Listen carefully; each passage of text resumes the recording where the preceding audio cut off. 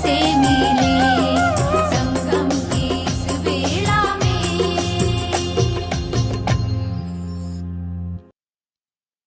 ओम शांति। दुनिया में जब कोई एक दूसरे से मिलते हैं तो बातचीत करते हैं, दिल की बात सुनाते हैं, कुछ लेन देन करते हैं, कारोबार करते हैं। परंतु संगम युग पर जब हम आत्माएं अपने परम पिता परमात्मा से मिलती हैं तो आवाज में नहीं आती, बिल्कुल उल्टा आवाज से परे हो जाती है, रूह रिहान करती है। यहाँ केवल पाना है, यहाँ कुछ देना नहीं है, यहाँ केवल फायदा है, यहाँ आनंद है, सुख है, प्रेम है। पर सांसारिक मिलन में बिल्कुल इसके विपरीत है। तो संगम युग का ये कुंभ मेला, जिसकी यादगार आज भी सागर और नदी पर मेला लगता है, आज भी दुनिया याद करती है। इस मंगल मिलन मेले में कितनी प्राप्तियां समाई हैं। ये केवल हम आत्माएं और हमारा बाबा जानता है। तो इस यादगार को और अधिक कैसे हम अपने जीवन के अंदर सदाकाल की प्राप्तियों का स्रोत बनाएं, आज हम बाबा की साकार मुरली से समझेंगे। आज है 18 तारीख, 18 दिसंबर 2023। बाबा के मधुर महावाक्य है, मीठे बच्चे, आत्मा और परमात्मा का मिलन नहीं सच्चा सच्चा संगम अथवा कुंभ है। इस मिलन से तुम पावन बनते हो। यादगार में फिर वह मेला मनाते हैं। प्रश्न है, तुम बच्चों में किस बात की बहुत बहुत सयानप चाहिए? किस बात की सयानप चाहिए? उत्तर है, ज्ञान की जो नाजुक बातें हैं उन्हें समझाने की बहुत सयानप चाहिए। युक्ति से ज्ञान मार्ग और भक्ति मार्ग को सिद्ध करना है। ऐसे समझाना है, कैसे? जैसे चूहा फूंक भी मार देता है और काट भी लेता है। तो सर्विस की युक्तियां रचनी है। कुंभ मेले पर प्रदर्शनी लगाकर अनेक आत्माओं का कल्याण करना है। पतित से पावन होने की युक्ति बतानी है। तो बाबा को याद भी करना है और सेवा भी करनी है। आज का गीत है, इस पाप की दुनिया से कहीं दूर ले चल।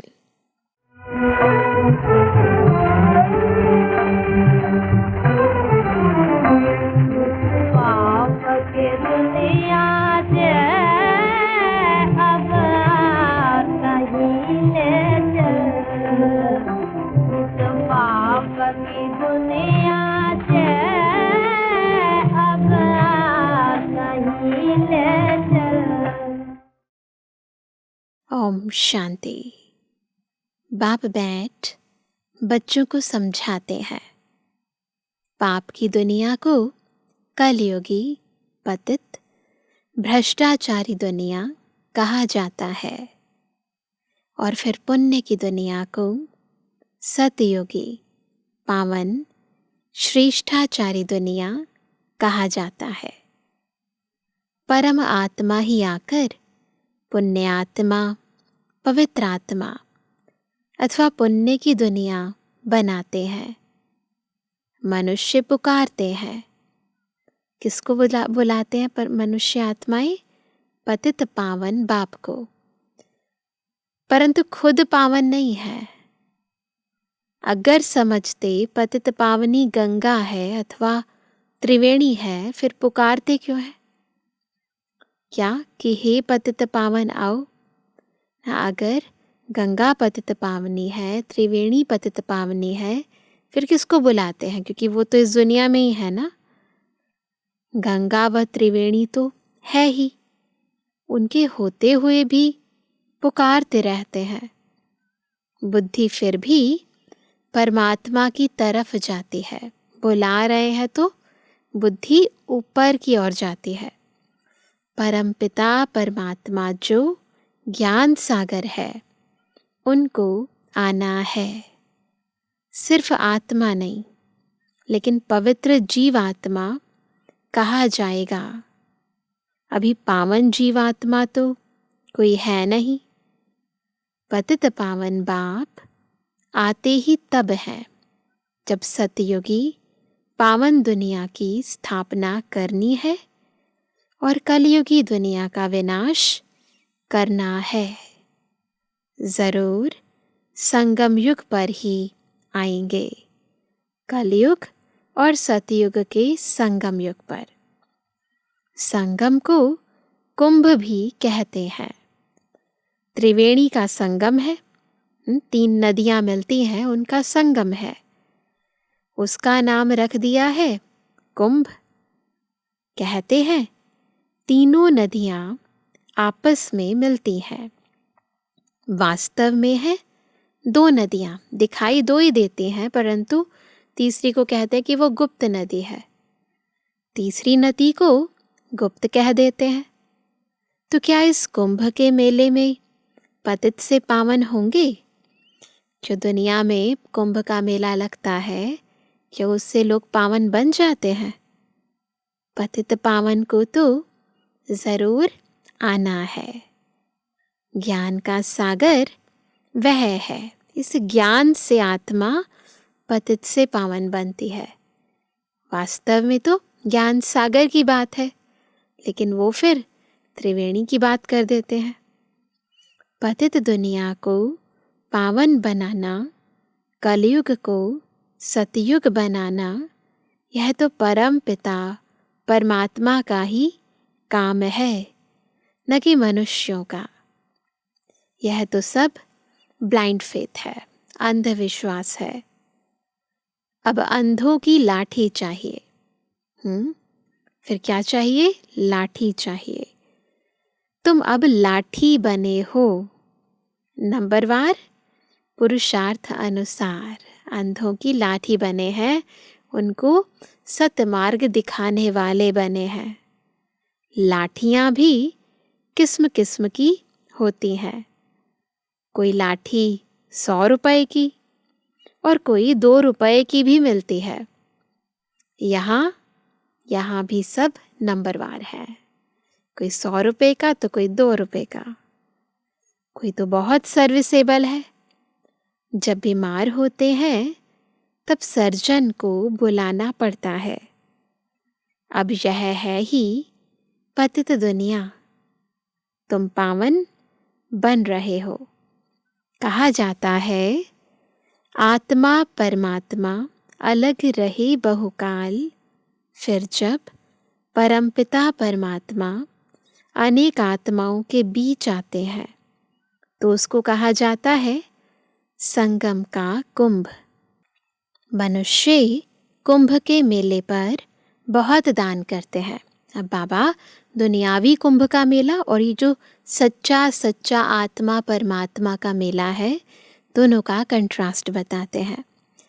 वह कमाई होगी साधु संतों को और गवर्नमेंट को।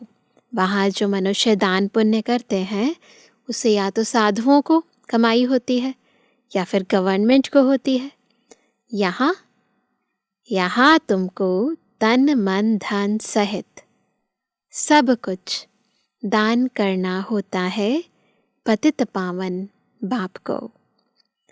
वह फिर तुमको भविष्य में स्वर्ग का मालिक बनाते हैं।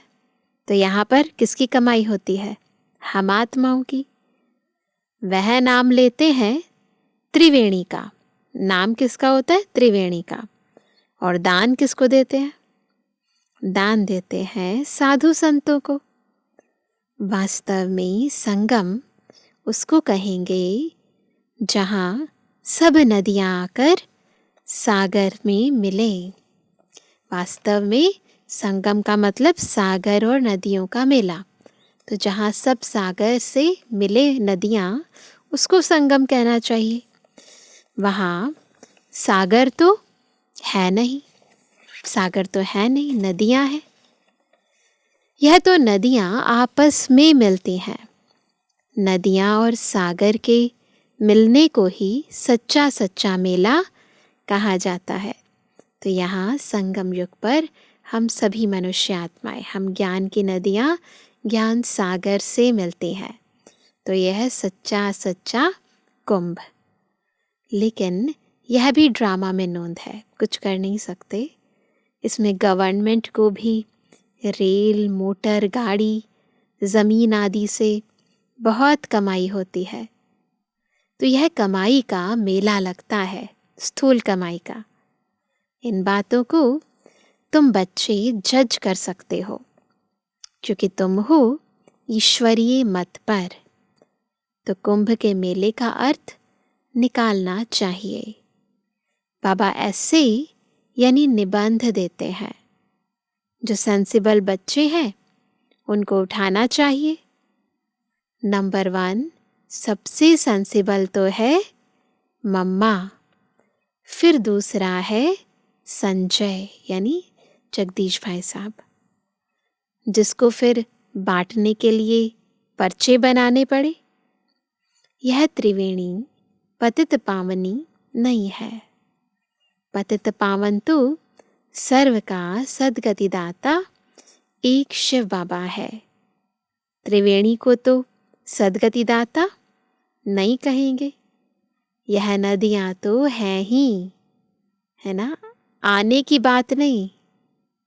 गाते हैं पतित पावन आओ, आकर पावन बनाओ। तो यह पर्चे निकालने चाहिए।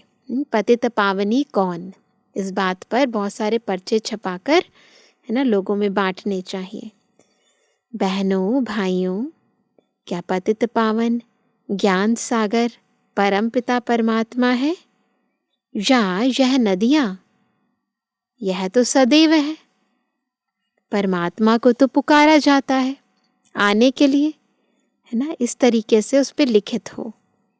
वास्तव में पतित पावन तो एक परमात्मा है। आत्माएं और परमात्मा अलग रहे बहुकाल। वही सतगुरु आकर सबको सद्गति दे वापस ले जाते हैं। ज्ञान स्नान तो वास्तव में परमपिता परमात्मा से करना चाहिए। पावन दुनिया की स्थापना परमपिता परमात्मा कराते हैं। तुम उसे नहीं जानते हो, तुम उसे जानते नहीं हो। भारत जब श्रेष्ठाचारी था तब उसमें देही अभिमानी देवताएं रहते थे। उसे शिवालय कहा जाता है। अब कुंभ पर जाकर बच्चों को प्रदर्शनी लगानी चाहिए समझाने की। अभी तो सब जगह जहाँ भी मेला लगता है, बाबा के सभी बच्चे वहाँ पर जो भी सेंटर वाले होते हैं सभी बड़ा बड़ा मेला लगाते हैं। तो ये शुरू की बात है। तो बाबा राय देते हैं कि वहाँ पर भी बच्चों को जाकर प्रदर्शनी लगानी चाहिए समझाने के लिए। समझाना है पतित पावन एक बाप है। वह कहते हैं मैं आता ही तब हूँ जब पतित से पावन बनाना होता है, तो प्रतिज्ञा करनी पड़े। रक्षाबंधन भगवान से ताल्लुक यानी संबंध रखता है, न कि साधु संतों से। वहाँ पर तो दिखाते हैं ना, ब्राह्मण जाते हैं अपने यजमानों को रक्षा सूत्र बांधते हैं, है ना, परंतु बाबा बताते हैं इसका ताल्लुक परमात्मा से है, साधु संतों से नहीं है। प्रतिज्ञा परमपिता परमात्मा से की जाती है, न कि त्रिवेणी से। हे बाबा, हम आपकी श्रीमत से पावन बनने के लिए प्रतिज्ञा करते हैं। बाप भी कहते हैं, मैं तुमको पावन दुनिया का मालिक बनाऊंगा। यह है बाबा के इशारे। इसमें सर्विस करने वाले बहुत तीखे चाहिए। बाबा तो बस इशारा देगा, डायरेक्शन देगा, बाकी करना तो हमें है। चित्र भी और बनाने पड़े। जब मेले पर प्रदर्शनी लगाएंगे तो फिर चित्र भी वैरायटी चाहिए। इसके लिए अच्छा मंडप लेना पड़े। तुम्हारे दुश्मन भी बहुत निकलेंगे। कोई समय आग लगाने में देरी नहीं करेंगे। तो ये सब तो हुआ था। किसको झगड़ा करना होता है तो गाली देने लग पड़ते हैं।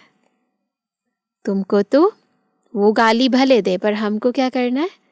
तुमको तो निरहंकारी बन साइलेंस में रहना पड़े। ब्रह्मा कुमारियाँ मशहूर तो हो गई हैं, पर्चे आदि ज़रूर बांटने हैं। कुंभ के मेले का खास महत्व रखते हैं। वास्तव में महत्व अभी का है। यह भी ड्रामा का खेल है। वहाँ से भी कोई का कल्याण हो सकता है, परंतु मेहनत लगती है। कांटों को फूल बनाने में मेहनत लगती है। कुंभ के मेले में प्रदर्शनी करने में भी हिम्मत चाहिए, जान पहचान चाहिए, जो कोई विघ्न ना पड़े। तुमको सिद्ध करना है क्या कि पतित पावन कौन है। मनुष्य पावन दुनिया स्वर्ग को याद भी करते हैं। कोई मरता है तो कहेंगे फलाना स्वर्गवासी हुआ। वहाँ तो बहुत मालठाल होते हैं। कहाँ? स्वर्ग में। वहाँ से फिर यहाँ बुलाकर खिलाते क्यों हो? पितरों को खिलाते हैं। और पुराने ज़माने में ब्राह्मण में भी उस आत्मा को बुलाते थे। तो बाबा कहते कि जब वो स्वर्ग में मालठाल खा रहे हैं, फिर यहाँ क्यों बुलाते हो? तुम श्रीनाथ के मंदिर में देखेंगे कितने माल बनते हैं, सच्चे घी में बनते हैं। अब श्रीनाथपुरी और जगन्नाथपुरी, जगन्नाथपुरी में भी बनते तो हैं पर माल नहीं मिलते। वहाँ पर चावल का भोग लगाते हैं। वास्तव में है ही एक बात, एक ही बात, परंतु वहाँ श्रीनाथ द्वारे में देखेंगे तो बहुत वैभव बनते हैं। वास्तव में है एक ही बात, परंतु श्रीनाथ द्वारे में तो वैभव बनते हैं और जगन्नाथपुरी में सिर्फ फीके चावल का भोग लगता है, घी आदि कुछ नहीं पड़ता। यह फर्क बताते हैं। गोरा है तो ऐसे माल, और सांवरा है तो यह सूखा चावल। ये अंतर बताते हैं कि आत्मा जब गोरी थी, सतयुग में थी, तो मालठाल थे, और वही आत्मा जब काली हो गई, कलयुग अंत में आ गई, तो फिर दिखाते हैं बिल्कुल सूखे चावल। राज बड़ा अच्छा है। यह बाप बैठ समझाते हैं। दुनिया वाले नहीं समझते। श्रीनाथ द्वारे में इतना भोग लगाते हैं तो फिर पुजारी लोग दुकान में बेचते भी हैं। उनका धंधा भी चलता रहता है। उन्हों की कमाई का आधार भी उस पर है। मिलता मुफ्त में है, फिर कमाते हैं। मिलता तो मुफ्त में, क्योंकि इतना ज़्यादा भोग चढ़ जाता है, फिर उस भोग का क्या करेंगे? फिर वो उसी भोग को बेच देते हैं। तो फ्री में मिलता है, परंतु फिर कमाते हैं। तो देखो कितनी अंधश्रद्धा की बातें हैं। यह है भक्ति मार्ग, ज्ञान मार्ग, सद्गति मार्ग है। गंगा स्नान से थोड़ी सद्गति होती है, बड़ा युक्ति से समझाना है। कैसे? क्या युक्ति बाबा ने बताई आज? जैसे चूहा फूंक देकर काटता है। कैसे काटता है चूहा? है ना, उसके मुंह से कुछ लिक्विड निकलता है तो उसका एनेस्थेटिक इफेक्ट होता है, तो वो जगह सुन्न हो जाती है, फिर काट लेता है। तो ऐसे युक्ति से काटता है, फिर जब खून निकलता है तो बाद में पता चलता है। बड़ी ही सयानप चाहिए समझने और फिर समझाने की। कितनी नाजुक बातें हैं। मनुष्य कहते हैं कि हे परम पिता परमात्मा, तुम्हारी गतमत तुम ही जानो। ऐसे कहते हैं ना, तुम्हारी गतमत तुम ही जानो और न जाने कोई। इसका अर्थ तो समझते ही नहीं, बोलते हैं समझते नहीं। तुम्हारी श्रीमत से जो सद्गति मिलती है वह तुम ही कर सकते हो और कोई कर ना सके। सर्व का सद्गति दाता एक है। सर्व अक्षर जरूर डालना है। समझाया बहुत जाता है, परंतु समझने वाले तो बहुत थोड़े निकलते हैं। प्रजा तो बहुत बनती रहती है। मनुष्य खुदा के नाम पर बहुत दान पुण्य करते हैं तो एक जन्म के लिए फल मिल जाता है। यहाँ तो 21 जन्म के लिए मिलता है। ईश्वर अर्थ दान करने से ताकत मिलती है। यह ईश्वर को जानते ही नहीं तो ताकत ही नहीं रही है। दान पुण्य कर रहे हैं भगवान के नाम पर, और वैसे अगर करें तो ताकत मिले, परंतु जानते नहीं है तो ताकत भी नहीं। हिंदुओं के गुरु गोसाई तो ढेर हैं, क्रिश्चियन का देखेंगे तो एक है ना। एक का कितना रिगार्ड है। रिलीजन इज माइट कहा जाता है। अभी तुमने रिलीजन को समझा है तो कितनी ताकत मिलती है। अब में सब समझ आ गया है कि हम सभी एक आदि सनातन देवी देवता धर्म के थे, तो कितनी ताकत मिलती है। बाबा कहते हैं बच्चे सबको यही वशीकरण मंत्र दो। बच्चों को बाप कहते हैं तुम जहाँ से आए हो उसे याद करो। कहाँ से आए हैं? परम धाम से। तो उसे याद करो तो अंतमति सोगति हो जाएगी। बाप को याद करने से ही पावन बन सकते हो। पाप दग्ध होंगे। बाप और वर्षे को याद करना है, जिससे सारा चक्र बुद्धि में आ जाता है। गृहस्थ व्यवहार में रहते देह के सर्व संबंधों से बुद्धि निकाल बाप के साथ जोड़ने का पुरुषार्थ करना है, जो फिर अंत समय भी वही याद पड़े। और कोई की याद पड़ी तो क्या होगा? तो सजा खानी पड़ेगी और पद भी कम हो जाएगा। तो वास्तव में कुंभ कल्प के संगम को कहा जाता है, जब आत्माएं और परमात्मा मिलते हैं। परमात्मा ही आकर राजयोग सिखाते हैं। वह है पुनर्जन्म रहित, परंतु बच्चे तो समझते नहीं है। श्रीमत पर चलते नहीं तो बेड़ा पार कैसे हो? बेड़ा पार होना माना राजाई पद पाना। श्रीमत से ही राजाई मिलती है। श्रीमत पर नहीं चलते तो आखरीन खत्म हो जाते हैं। सजनिया साथ में वह चलेंगी जिसका दीपक जगा हुआ होगा। जिनके दीवे बुझे हुए हैं वह साथ में थोड़ी चलेंगे। अनन्य बच्चे ही चलेंगे, बाकी तो नंबरवार पिछाड़ी में आएंगे। लेकिन पवित्र तो सब बनेंगे। सब आत्माएं भी एक जैसी ताकत वाली नहीं हो सकती। हर एक आत्मा का पाठ अपना अपना है। एक जैसा पद नहीं मिल सकता। अंत में सबका पाठ क्लियर हो जाएगा। झाड़ कितना बड़ा है, कितने मनुष्य हैं। मुख्य तो जो बड़े बड़े टालियां हैं, जो मुख्य धर्म है, वह देखने में आएंगे। मुख्य है फाउंडेशन। बाकी तो बाद में आते हैं, उनमें ताकत कम होती है। स्वर्ग में सभी नहीं आ सकते हैं।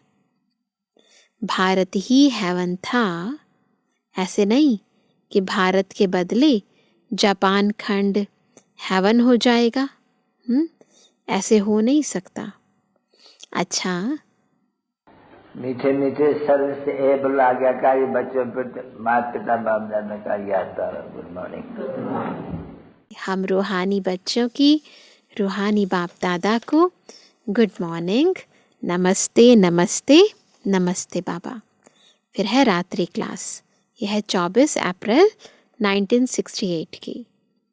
बच्चों को समझाया गया है और धर्म स्थापक कोई सभी का कल्याण नहीं कर सकते हैं, केवल अपने धर्म की आत्माओं का कल्याण करते हैं। वह आते हैं, सभी को ले जाते हैं। वह आते हैं, सभी को ले आते हैं। जो लिबरेट कर गाइड करते हैं, उनका ही गायन है। वह भारत में ही आते हैं, सबको लिबरेट करते हैं, गाइड बनकर ले जाते हैं। तो भारत सभी से ऊंच देश ठहरा। क्यों? क्योंकि ऊंचे ते ऊंचा शिव बाबा केवल भारत में ही आते हैं। भारत की बहुत महिमा करनी है। बाप ही आकर सर्व की सद्गति करते हैं, तब ही शांति होती है। विश्व में शांति थी सृष्टि के आदि में। स्वर्ग में एक धर्म था, अभी अनेक धर्म है। बाप ही आकर शांति स्थापन करते हैं। कल्प पहले मिसल करते हैं।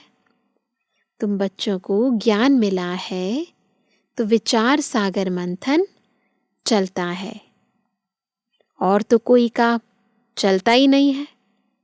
यह भी तुम समझते हो। देह अभिमान के कारण देह को ही पूजते हैं। आत्मा पुनर्जन्म तो जरूर यहाँ ही लेगी ना। अभी तुम समझते हो पावन तो एक ही है। बाप ही गुप्त ज्ञान देते हैं, जिससे सभी की सद्गति हो जाती है। बाकी हनुमान व गणेश आदि जैसे कोई होते ही नहीं है। ऐसे नहीं है किसी के नाक की जगह सूंड हो, है ना, ऐसा कोई नहीं होता। इन सभी को कहा जाता है पुजारी। अच्छा, रूहानी बच्चों प्रति रूहानी बाप व दादा का याद प्यार, गुड नाइट। रूहानी बच्चों को रूहानी बाप की नमस्ते। धारणा के लिए मुख्य सार। पहला, सजाओं से बचने के लिए क्या करेंगे? देह के सर्व संबंधों से बुद्धि योग निकाल एक बाप से बुद्धि योग जोड़ना है। क्या करना है? देह के सर्व संबंधों से बुद्धि योग निकालना है और एक बाप से बुद्धि योग जोड़ना है। अंत समय में बाप के सिवाय कोई याद न आए, इसका पुरुषार्थ करेंगे। दूसरा, निरहंकारी बन साइलेंस में रहे, कांटों को फूल बनाने की मेहनत करनी है। श्रीमत पर अंधों की लाठी बनना है। पावन बन पावन बनाना है। वरदान है, समर्थ संकल्पों द्वारा जमा का खाता बढ़ाने वाले होली हंस भव। होली हंस कैसे बनेंगे? जब समर्थ संकल्पों द्वारा जमा का खाता बढ़ाएंगे। जैसे हंस कंकड़ और रत्न को अलग करते हैं, ऐसे आप होली हंस अर्थात समर्थ और व्यर्थ को परखने वाले।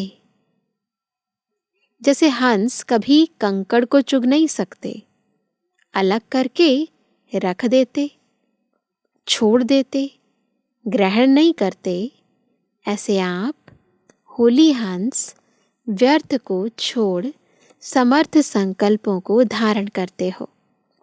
व्यर्थ तो बहुत समय सुना, बोला, किया, लेकिन उसके परिणाम में सब कुछ गंवाया।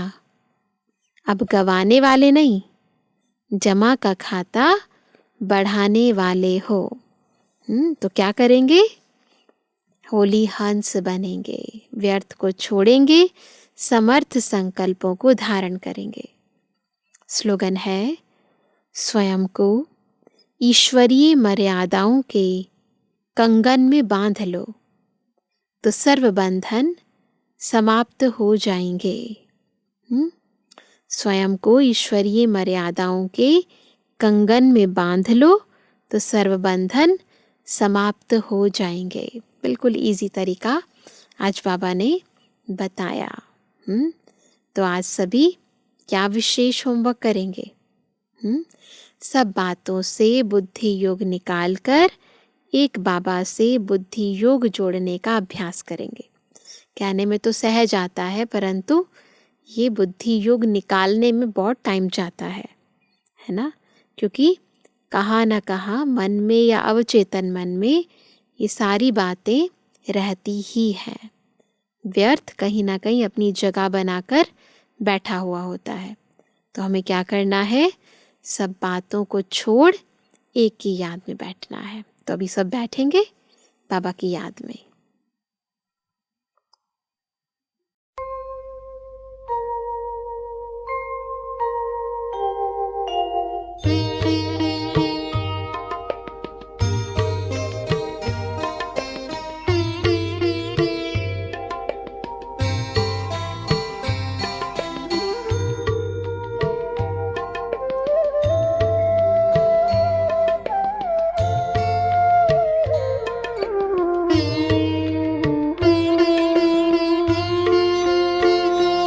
उपकार तुम्हारा बाबा, किन शब्दों में मैं गाऊं। इस दिल ने जो पाया है वो कैसे मैं समझाऊं। उपकार तुम्हारा बाबा, किन शब्दों में मैं गाऊं। इस दिल ने जो पाया है वो कैसे मैं समझाऊं। उपकार तुम्हारा बाबा।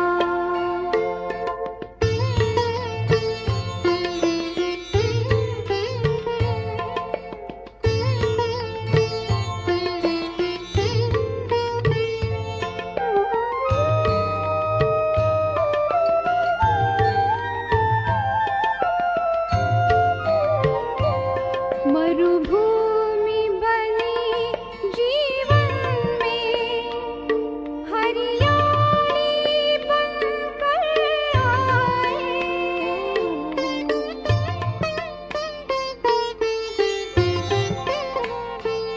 मुरझाए से इस मन पर खुशहाली बनकर छाए। खुशहाली बनकर छाए। तुलना के योग्य नहीं तुम, उपमा किसकी बताऊं। इस दिल ने जो पाया है वो कैसे मैं समझाऊं। उपकार तुम्हारा बाबा।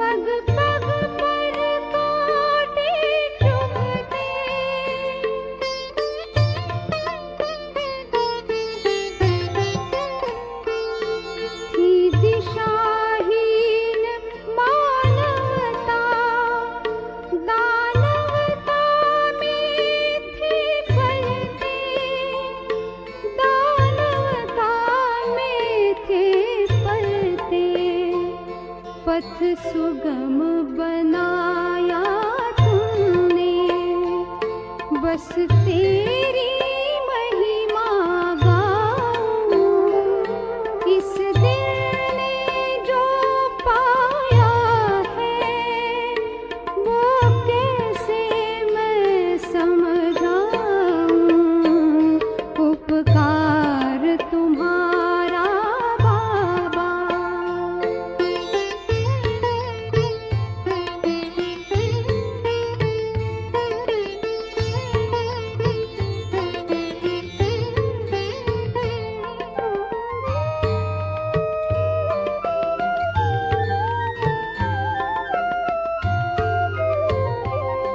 निश्चिंत बनाया जीवन, चिंता हरना सिखाया,